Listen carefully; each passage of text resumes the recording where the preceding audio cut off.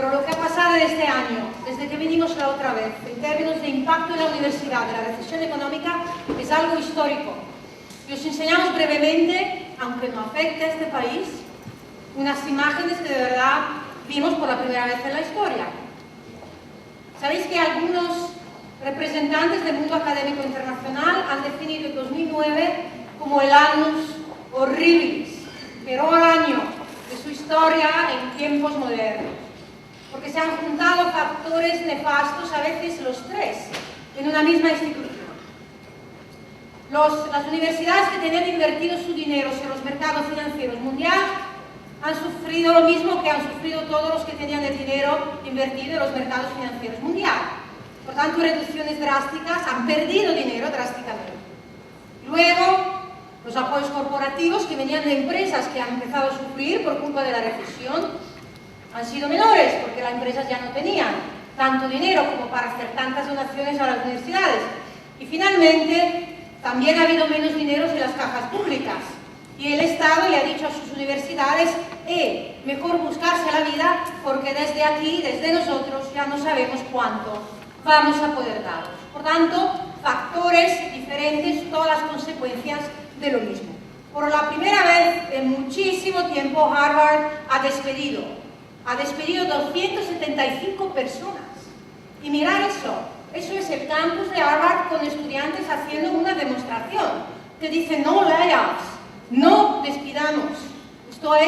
Esta foto dio la vuelta al mundo porque es realmente muy novedosa y dice mucho de lo que ha pasado en estos años.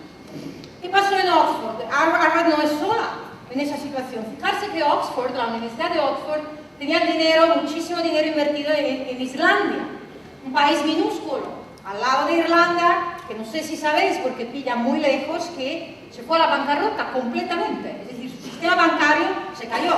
Y con ello el dinero de Oxford, que se encontró, por tanto, con 30 millones de libras congeladas en Islandia. Es decir, cosas realmente novedosas hemos visto, muy impactantes, hemos visto este año. Lo mismo sucede en otras grandes escuelas, Yale, Stanford y otras escuelas inglesas. Mirad, hay una media del 24% de pérdida del valor del endowment en 6 meses. Otras cosas que han sucedido es que cosas históricas que eran parte de un mundo de privilegios han dejado de hacerse. El famoso desayuno caliente y cocinado de Harvard ya no se hace. Fijarse que en Princeton había una serie de fotocopiadoras y de impresoras disponibles gratuitamente en el campo, ya no lo están. Y Stanford estaba construyendo un nuevo edificio para los estudiantes, no lo va a construir. Es decir, que de verdad se ha notado en el estilo de vida del campus que algo muy gordo estaba pasando. También ha habido un debate muy interesante en Inglaterra, que creemos que es un debate interesante en sí mismo. Es decir, cuando el Estado te dice, ya no te voy a dar el dinero que te daba, y tú tienes que buscar tu fuente de financiación, la universidad lo que tiene disponible es intentar buscar financiación en el mundo privado. Pero eso significa entonces que la investigación que va a llevar a cabo tiene que tener un resultado inmediato. Ya no puede ser esta investigación a larguísimo plazo tan necesaria, pero que no sabemos hasta cuándo va a tener un resultado económico. Y eso ha creado cierta preocupación, como dice ahí, en las universidades inglesas.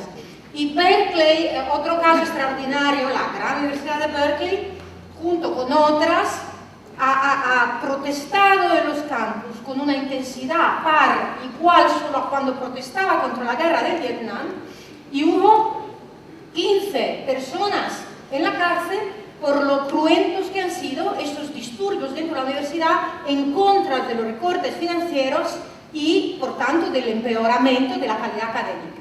Cosas que verdaderamente han sido históricas. Pero no ha terminado. ¿Sabéis que McKinsey ha publicado la semana pasada una encuesta de los hombres de negocio americanos donde les pregunta cómo creen que va la economía? Y la mayoría responde que mucho mejor que hace un año. Claramente una recuperación desde todos los puntos de vista. Pero eso no afecta todavía a las universidades. Un consultor en gestión de endowments, Hammond Associates, dice que el estado hoy, es decir, en septiembre, era todavía que la falta de liquidez es muy importante en las grandes universidades y muchas están pensando en vender parte de sus assets. Dicho eso, hemos empezado a conocer en los medios de comunicación generalistas personajes que no sabíamos ni que existían. Uno muy importante es este señor de aquí, David Swensen. Ese es el jefe del endowment de Yale. Y le llamaban, hasta hace poco, el mayor donante de Yale. Porque cuando llegó ahí, venía de Wall Street, y cuando llegó ahí, cogió el dinero de Yale y lo invirtió de una forma tan eficaz que multiplicó este endowment varias veces y ahora ha perdido un 25% de su patrimonio. Y lo mismo le pasó a esta señora, que es la jefa del endowment de Harvard, que tuvo la desgracia de incorporarse al trabajo justo durante la crisis de Lehman Brothers, cuando se cayó ese banco, que como sabéis fue el inicio de una serie sucesiva de malas noticias. Por lo tanto, las cuestiones que eran muy privadas y muy secretas, como qué maneja mi patrimonio, empiezan a hacerse públicas, mediáticas. Si eso es así, entonces ¿qué vamos a hacer? Si hay menos dinero, ¿qué podemos hacer? ¿Cuáles son algunas iniciativas o ideas que hemos ido viendo por ahí? Primero, multiplicar fuentes de ingresos, es decir, no a, dice el nuevo jefe de Oxford, no a contar demasiado sobre las mismas fuentes, para intentar minimizar el riesgo e intentar que no se repita lo que se ha dado, hay que intentar multiplicar las fuentes de ingresos de dinero. Y luego otra iniciativa inglesa muy interesante, a visionar y analizar en todo el mundo, que es Earn as they learn, porque la vida de un estudiante tiene que estar pagada por alguien, sea esa su familia o el Estado. No, hay que cambiar de concepto, dicen los ingleses, y hay que hacer que este chico trabaje desde el primer día y que sea él el que se va pagando su carrera. Es decir, cuanto más vas trabajando y cuanto más vas ganando dinero, te vas pagando tus estudios y tus exámenes. ¿Que puedes trabajar? Puedes estudiar. ¿Que no puedes trabajar? No puedes estudiar. Es decir, que el estudiante sea A, totalmente autosuficiente, y B, introducido en el mundo profesional desde el primer día que se ha ido a la universidad.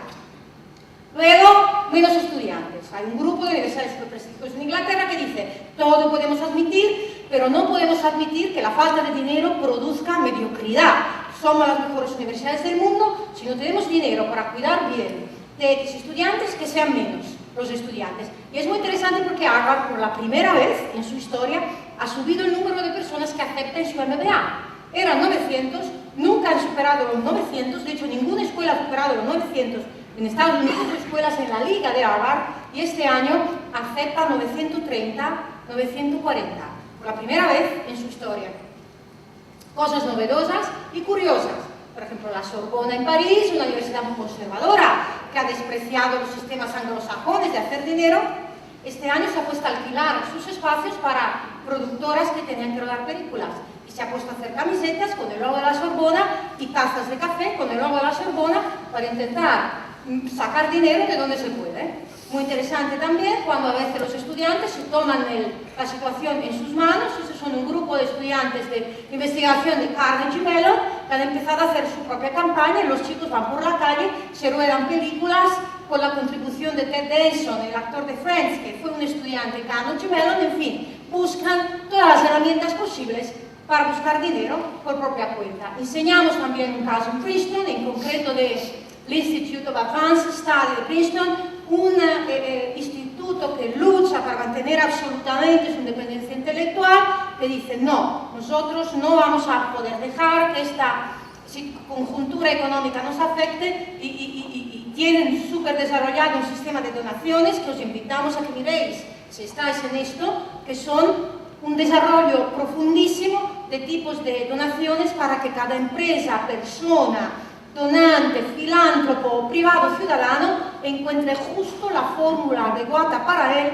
para donar a la universidad. Fijarse que en su página tienen hasta un calculador para que cada donante pueda ver sobre la marcha el efecto que produce lo que va a donar, el retorno que él va a tener, la fiscalidad relacionada con ese tipo de donación. Y hasta aquí la idea de Universidad de Recepción.